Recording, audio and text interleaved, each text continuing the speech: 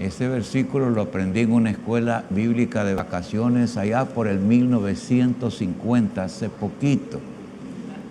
Pueden ustedes imaginarse. Y vamos a leerlo una vez. Después lo vamos a decir sin chepear. El caso es que vamos a aprenderlo bien. Listos. Marcos 10, 45. ¿Qué dice? Porque el Hijo del Hombre ha servido, sino servir y para dar vida en rescate por muchos. A ver, sin chepear. Porque el Hijo del Hombre servir. Ya. ¿Quién se arriesga a decirlo solo y sin chepear? A ver. Porque el Hijo del Hombre no vino para servir, sino para ser servido, no vino para ser servido, sino para servir y para dar su vida en rescate por muchos. Muy bien, se ganó el derecho a explicarlo, ¿verdad? ¿Alguien más se atreve a decirlo? A ver.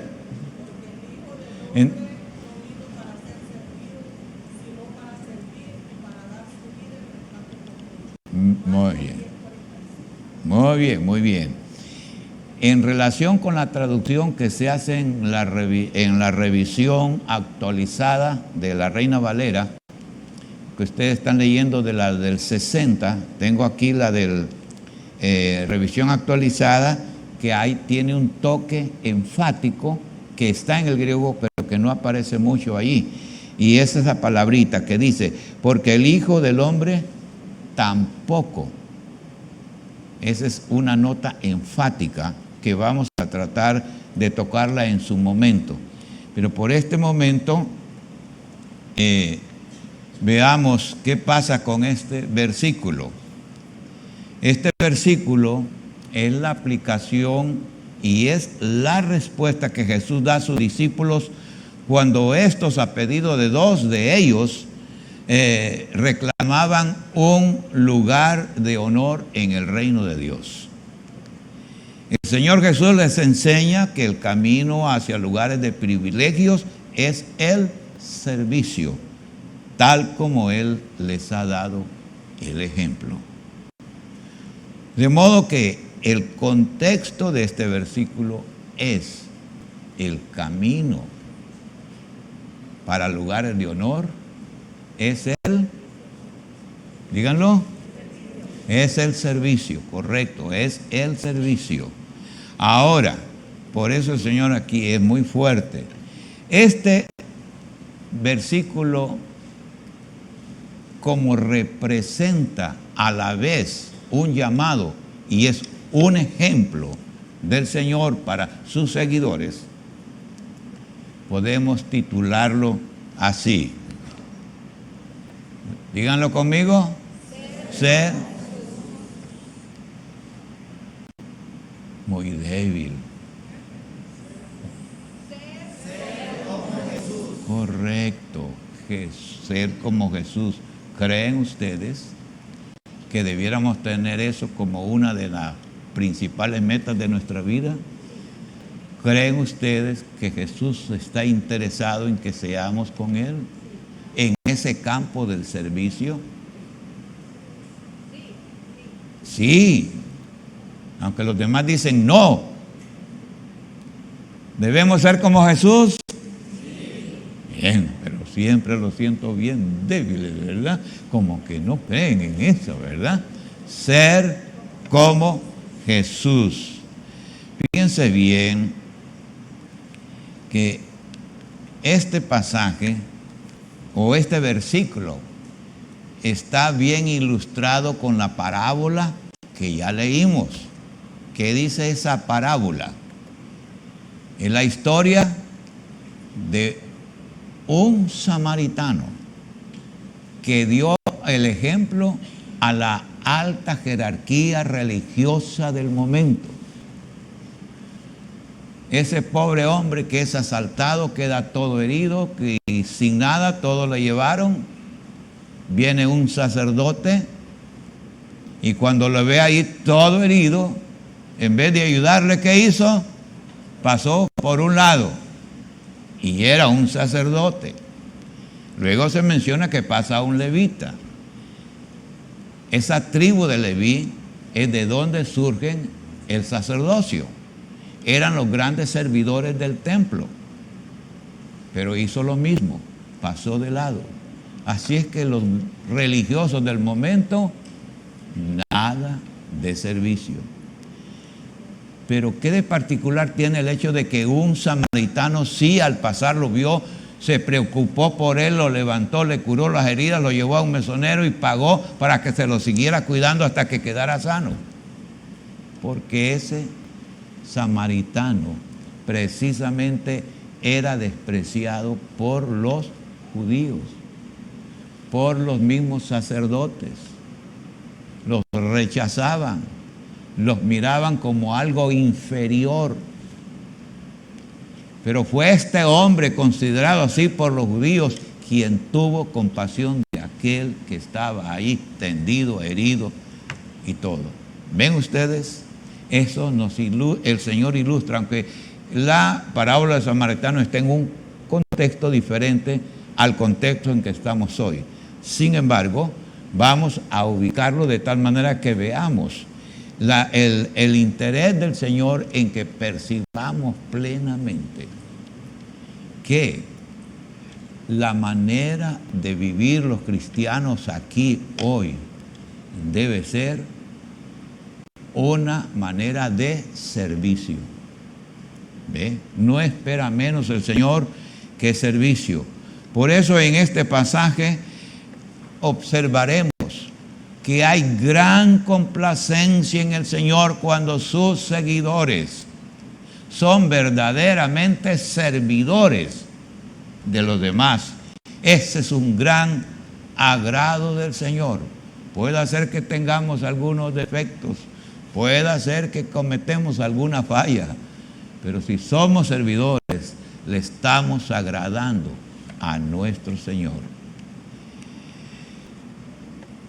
Miren ustedes que este versículo lo vamos a ver bajo 3 hechos enfáticos que están ahí en el versículo.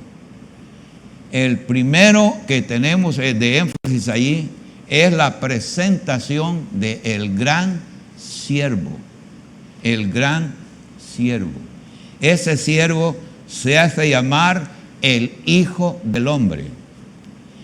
Y ese nombre es un título que el Señor se lo adopta con orgullo. No está tanto hablando de su encarnación, del hecho de que se hizo humano, no. Es un título que viene de Daniel y el Señor lo adopta en muchas ocasiones para referirse a Él como el Hijo del Hombre.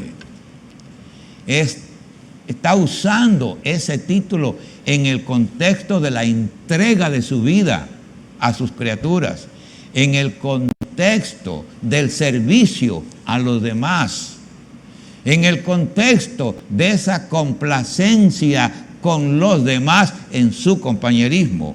Ese es el contexto en que el Señor se está dando este título. De modo que este título nos lleva a 2 énfasis. Uno es, este título conlleva la idea de una identidad mesiánica. Miren ustedes que los discípulos conservaban la doctrina de la cuestión mesiánica, pero no en el contexto exactamente bíblico. Aquí tenemos a estos discípulos pidiéndole al Señor un lugar de honor. Cuando Juan y Jacobo se acercan, Señor, queremos pedirte esto.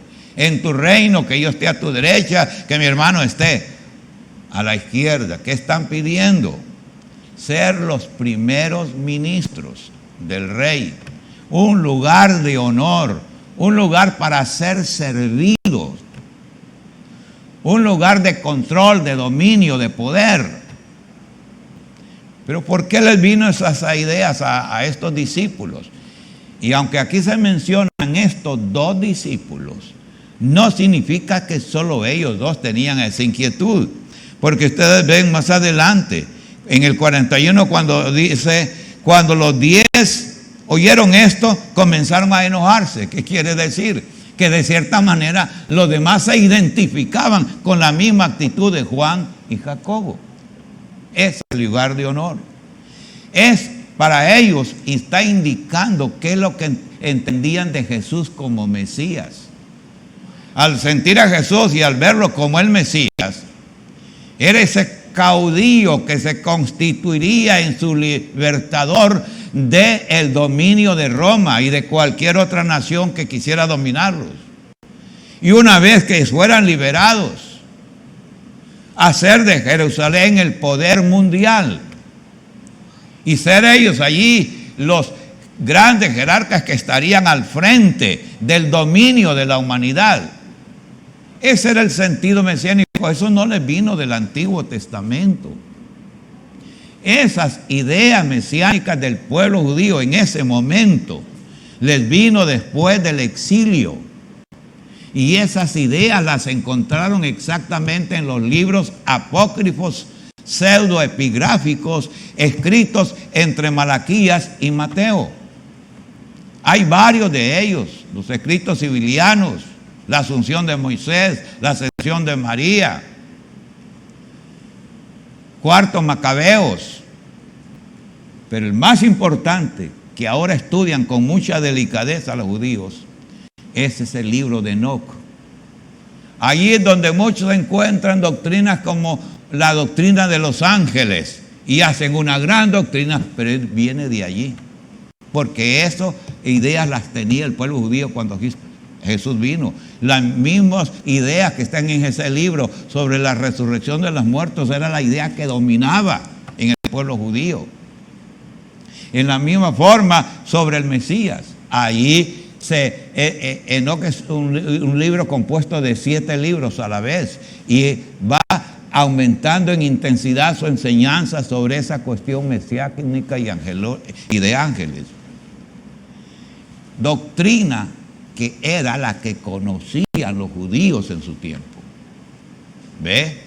Entonces, por eso el Señor no se sorprende. Sencillamente los escuchó. Y vean ustedes cuando Él les dice, queremos, Señor, que allá nos concedas que en tu gloria uno esté a tu derecha y otro estemos a tu izquierda, estemos allí como señores del reino.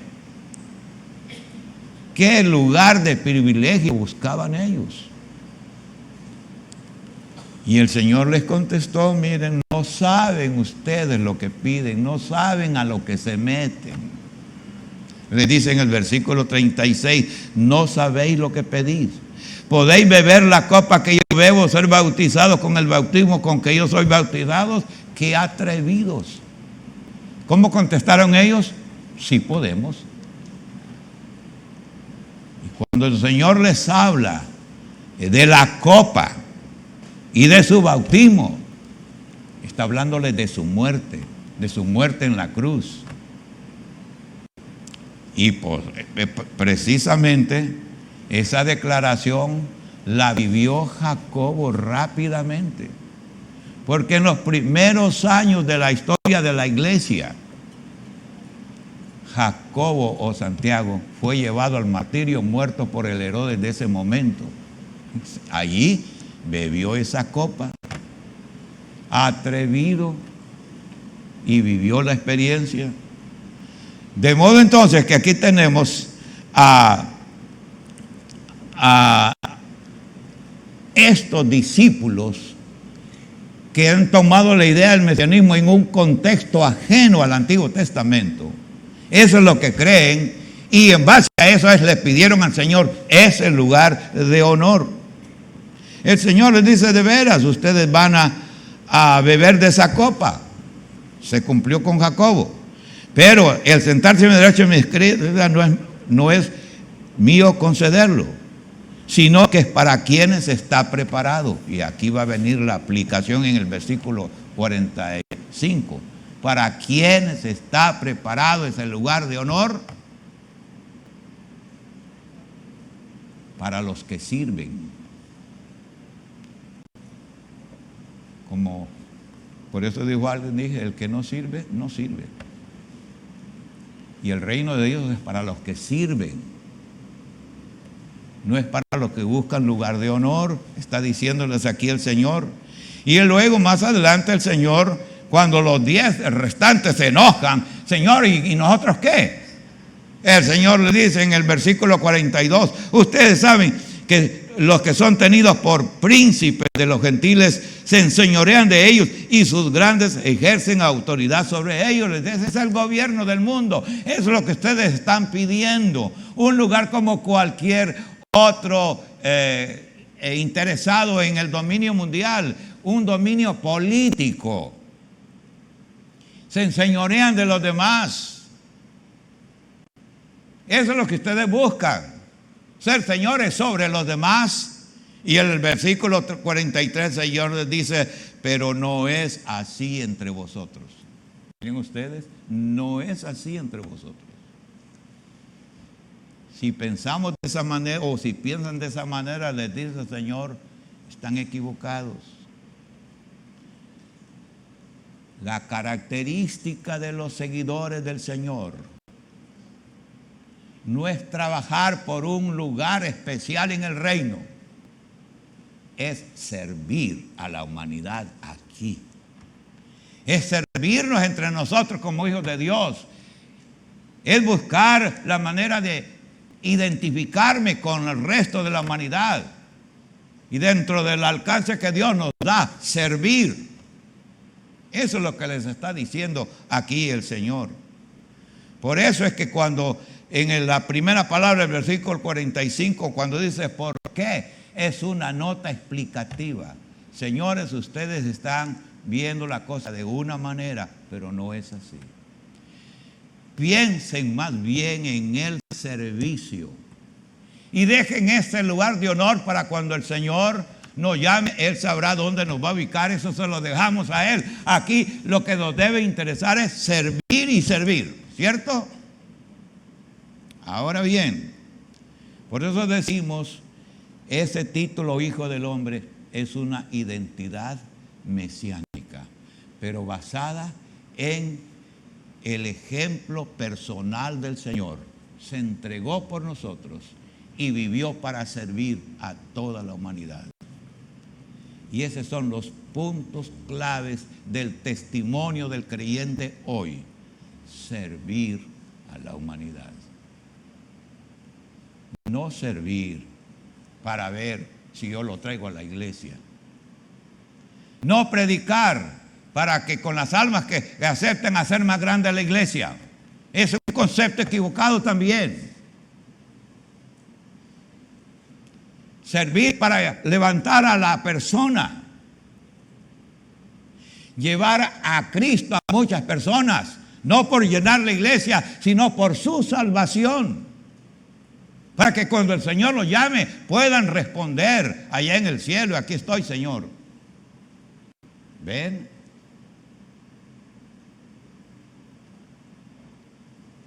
Vamos a muchas iglesias de San Pedro Sula y habrá más de una persona en cantidad de iglesias que por medio de esta iglesia conocieron a Cristo y están sirviendo al Señor. Eso es realmente un acto maravilloso de la iglesia. No reclamamos almas. Reclamamos al Señor la oportunidad de llevar muchas almas a Cristo. Y el Señor las va a encaminar en cómo van a servir al Señor. ¿Ve? Esa es precisamente identidad mesiánica. De cierta manera, nosotros debemos tener esa identidad. ¿Cuál es esa identidad? Ayudar a las personas a encontrarse con Cristo y servir a las personas cuando el Señor nos dé la oportunidad de servir. Pero también esto es una identidad personal de Jesús. Su vida era servicio. La vida de Jesús se explica con una palabra: servicio. Esa era su identidad. Qué lindo, ¿verdad? Que esa sea nuestra identidad espiritual.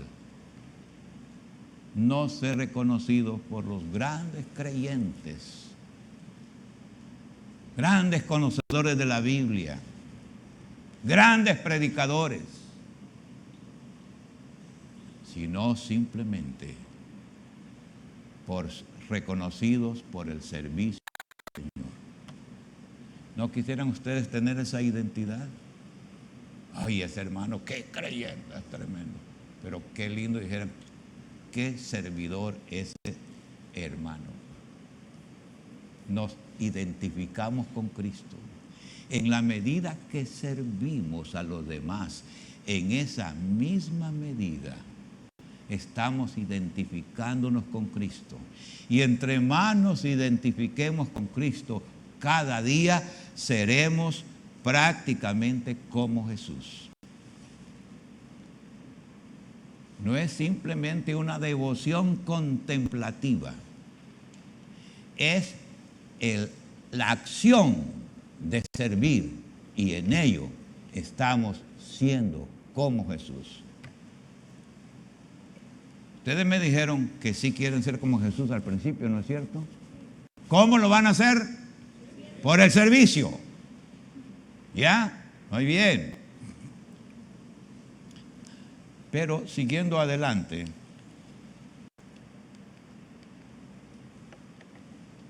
nos encontramos que de este versículo también nos inspira a considerar lo siguiente: el gran propósito. ¿Por qué vino Cristo? ¿Para qué vino Cristo? Él tenía una meta fija. Él sabía por qué venía, por qué vino. Y aquí tenemos dos cositas. Él vino para la gente. ¿Qué hará con la gente? Servirles. Para eso vino el Señor, para servir. Él no tenía otro propósito más que buscar la gente y servir a la gente. Eso precisamente identifica a Cristo como alguien que sirve a la humanidad. ¿Sigue sirviendo a Cristo hoy? ¿Cómo lo hace? Otra vez, ¿sigue sirviendo a Cristo hoy? ¿Cómo lo hace? Lo hace por medio de cada uno de nosotros. Miren, dentro de unos días vamos a tener aquí un testimonio lindo de lo que ha pasado en kilómetro 71. No quiero adelantarme porque en ese momento quiero que se explique por sí mismo y lo expliquen los hermanos. Un hecho de servicio tremendo. Y cuando servimos, lo que estamos haciendo es proyectando a Jesucristo a los demás a través de nuestra vida de servicio. ¿Ven? ¿No les parece interesante que usted, cuando está sirviendo a los demás, está haciendo que Cristo llegue a ser real en la vida del otro?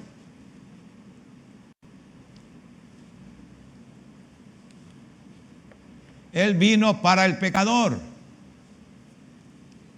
¿Qué quería con el pecador? Díganme. Rescatarlo. ¿Qué significa rescate? Es pagar un precio. La palabra surge, esta palabra, de la costumbre en aquel tiempo, de que por la libertad de un esclavo se pagaba un precio. Y de ahí se usa esta palabra. Jesús vino a pagar un precio por nosotros que éramos esclavos del pecado. Eso es precisamente el mesianismo en el Señor. Él logró en la cruz, con su entrega, rescatarnos. ¿Quiénes somos nosotros? Personas rescatadas del fango del pecado, sacados de ese mundo sucio y puestos en un lugar de privilegio, de dignidad espiritual ante el Señor. El Señor vino para ello. Además, su meta era todos. Miren al final del versículo, el rescate por muchos. Él no hizo acepción de personas. Somos nosotros que a través de la historia hemos hecho acepciones de personas. En una película tremenda sobre el heroísmo de una mujer de color que huyó de la parte sur de Estados Unidos, donde era esclava y el amo era cruel. Y ella huyó. Luego va entre aquellos bosques, expuesta a los animales, a las fieras, cruza ríos, expuesta a ser ahogada. Y el amo había muerto, pero el hijo, con una cantidad de hombres, la persiguen. Y al cruzar un puente, lograron uno de estos perseguidores estar en un extremo del puente y el otro en otro extremo, y ella no tenía salida, nada más que tirarse de un puente tan alto a una gran corriente de un río. Se le acerca el amo ahora y quiere ganársela diciendo: ven, no te vamos a castigar ni nada de esto, ven, te necesitamos para que estés con nosotros. Y ella ya sabía de qué se trataba. Y ella le gritó allí: muerta o libre. ¡Guau! Tremenda mujer. Y se tiró. Los demás corrieron a buscarla por la orilla del río, la corriente del río se la llevó y abajo ella logró salir media ahogada, pero se salvó. Llegó al norte de Estados Unidos, arriba de Pensilvania, y allá encontró la libertad. Encontró personas dispuestas a recibirla y a incluirla en la sociedad, independientemente del color de su piel. Y se encuentra ahora libre. Pero no termina allí la historia. Esta mujer era una mujer de oración. Y antes de escaparse, ella estaba de rodillas orando. Y el hijo del amo la escuchó, la vio donde estaba de rodillas, se acercó y escuchó la oración.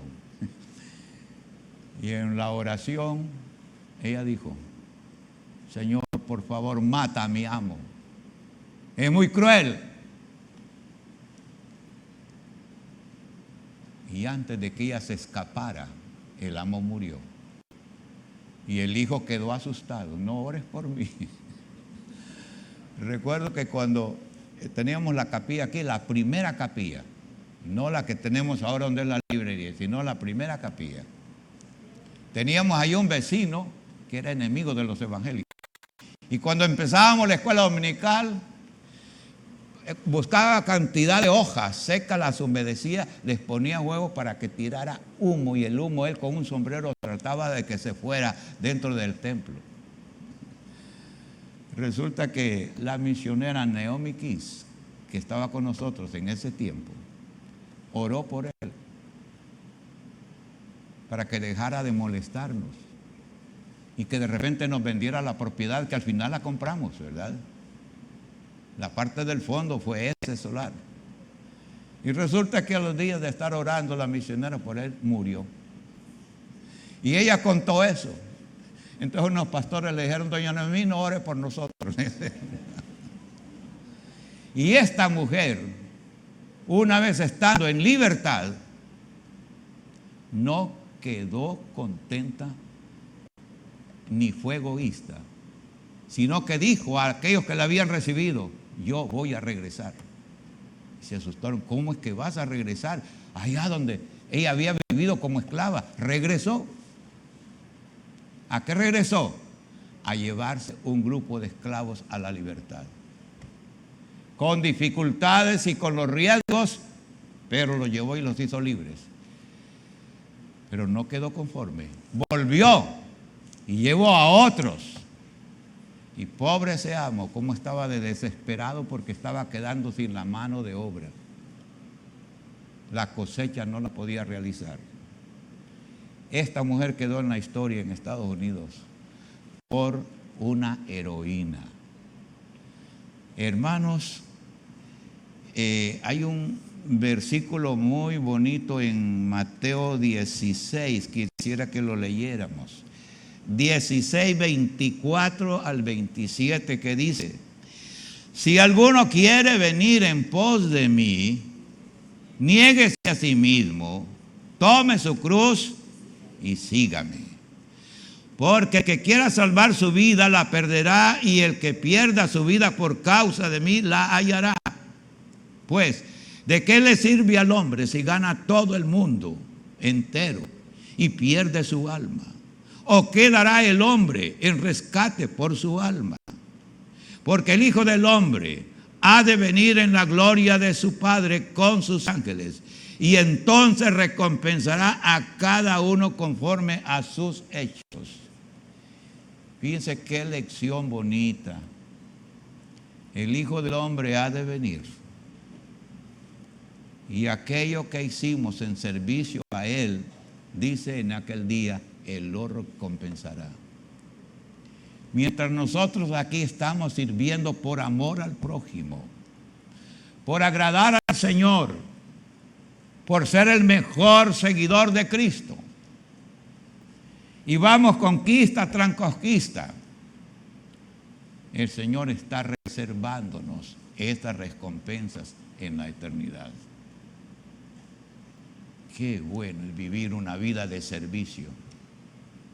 Y si lo hacemos, no centrándonos tanto en la recompensa, sino en el anhelo del Señor, que aprendamos a servir a los demás, la recompensa será mayor todavía en el cielo. ¿Ven? Qué maravilloso este versículo 45. ¿Ve? Ser como Jesús. Su meta era alcanzar a todos. Y a la vez el otro énfasis que tenemos ahí es que Jesús se convierte en el gran modelo. Nosotros no vamos a encontrar el gran modelo para vivir nuestra vida en Cristo en alguno de nosotros. Porque aunque andemos caminando más o menos bien, y aunque mantengamos algún testimonio más o menos bien, no somos lo suficientemente dignos y perfectos como para que se tome a uno como ejemplo. Jesús es nuestro ejemplo. Y debemos partir de ese hecho, porque Él les dice, miren, en el versículo 45, el Hijo del Hombre, aquí está el énfasis que les decía, que no está en la del 60. El Hijo del Hombre tampoco vino. Es contrastándolo con los mismos discípulos. Señores, el Hijo del Hombre no vino a buscar un lugar de honor, vino a buscar un lugar de servicio. ¿Ven ustedes? Así que ustedes deben centrarse mejor en lo que es el Hijo del Hombre: servicio, entrega y rescate. ¿Ven? Y por eso usa la palabra aquí, tampoco. Es para decir a ellos, tampoco ustedes deben comportarse de esa manera. Eso es para los gobiernos del mundo, los gobiernos en la política, que se hace el hombre hoy, pero no es para nosotros. Nosotros estamos aquí, no para buscar lugares para ser servidos, sino para ubicarnos en un correcto servicio a los demás. ¿Ven ustedes lo que el Señor nos está diciendo? Él precisamente es ese ejemplo. Él es el camino entonces que debemos seguir en nuestra vida cristiana. Y lo debemos hacer con actitud. La actitud quiere decir que yo conformo toda mi vida, todas mis acciones, las circunscribo al servicio a Dios, ya sea a través de mi carrera, a través de mi empleo, a través de alguna ocupación que yo tenga, a través de los logros que el Señor me permita, yo pueda tener la actitud como Jesús, actitud de servicio. Esa una identidad que debemos llevar nosotros. Debemos ser identificados como personas que sirven. Y esa debe ser nuestra meta. Debemos hacerlo con entrega y determinación. Señor, entrego mi vida en servicio a ti, correcto. Determino que mi vida será una vida de servicio al Señor. Pero aquí, hermanos, vamos a tratar para conclusión este versículo. Y se me van a asustar, pero este versículo es fuerte, es difícil, pero ahí está el versículo. Y debemos considerarlo. Léanlo conmigo.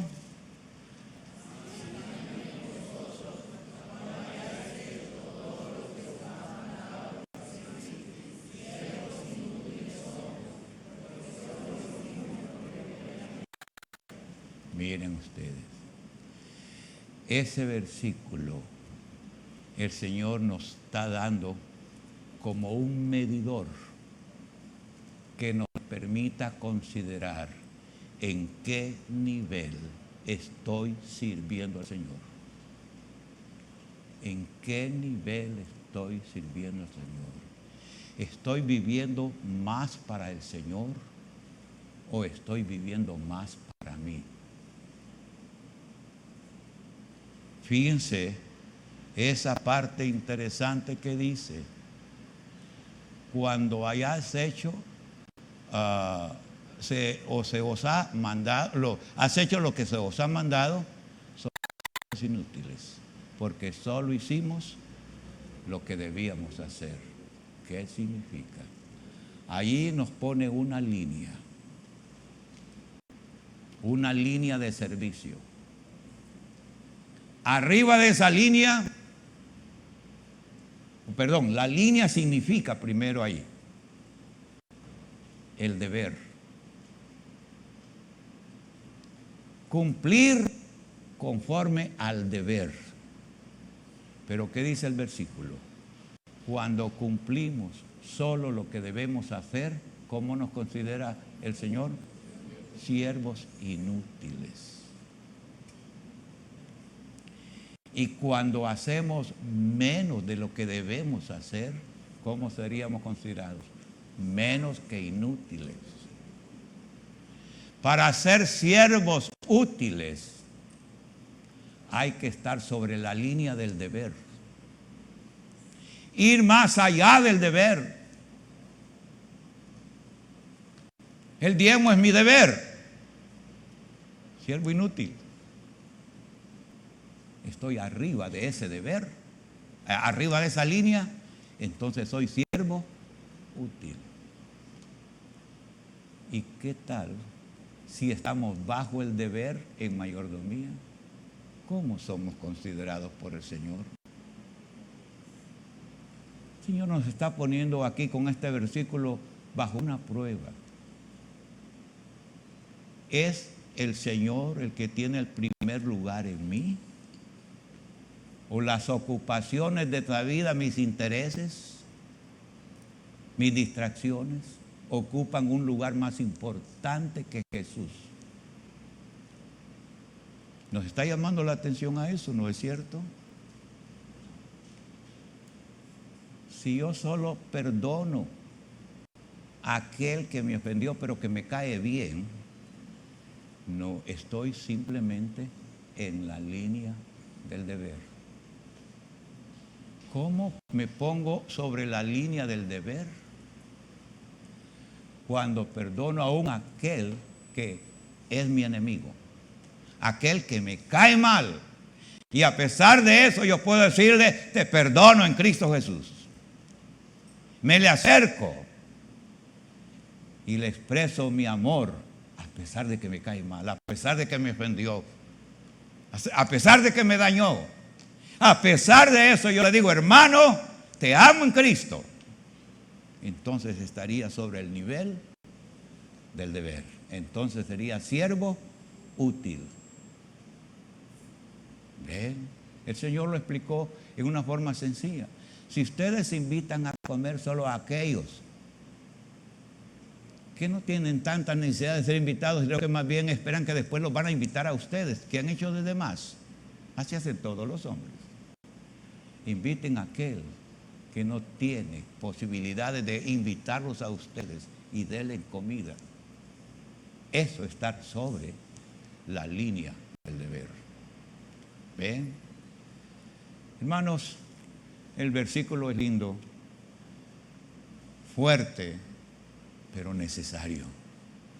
No confiarnos con la vida en Cristo que tenemos, sino que ese versículo nos sacuda y nos enseñe que Cristo espera mucho más de nosotros. ¿Cierto? Los voy a poner a prueba ahorita para terminar el sermón. Y voy a pedir que cada uno vaya a saludar a aquel que le cae mal. Tal vez no tenga que caminar mucho, puede ser su cónyuge.